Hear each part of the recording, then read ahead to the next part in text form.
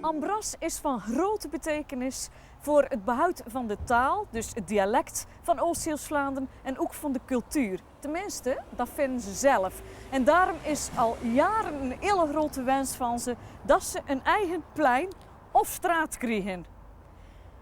Voorzitter van de fanclub van Ambras is burgemeester Mulder. Ja. We staan hier op de markt. Ja, dit is eigenlijk gewoon dan volgens Ambras het Ambrasplein. Ja? Maar wat denk je daarvan?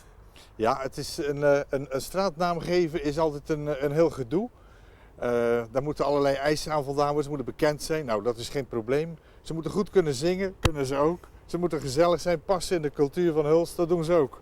Alleen één ding is van, ja, eigenlijk wordt pas een straat vernoemd als iemand uit de tijd is. Zo? Ja, dat kan. Dat zou kunnen. Maar die kans is 1%? Ja, ik schat hem wat klein in. Eigenlijk is dat zijn stukje de Grote Markt en dit het Ambrasplein. Eigenlijk moet dat bordje wat breder dan de A staat. Daar die kant op. Zo. Dan komt dat wel goed, hè? Denk ik. Hoe staat dit?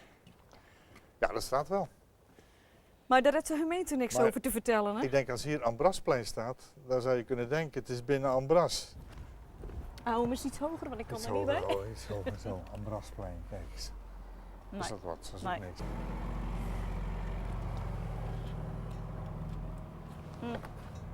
Nou, het Basiliekstraatje, dat zou het Ambrasstraatje kunnen worden. Alleen ja, het is wel modern, het is wel nieuw, hè?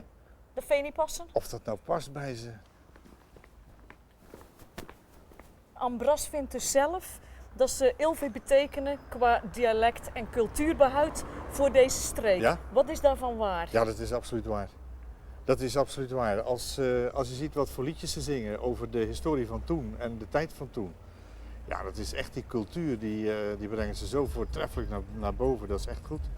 Je waan je weer in die tijd, bij wijze van spreken. En een beetje met een lach en een grol. En ja, dat doen ze perfect. Of. Kan. Nou.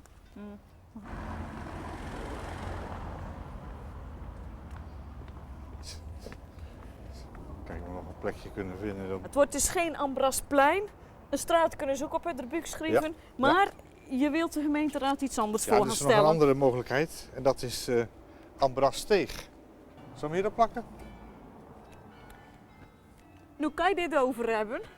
Maar ik denk dat Ambras van zijn voorzitter toch iets beters verwacht. Ja, dat denk ik ook. Want dit wordt Ambras.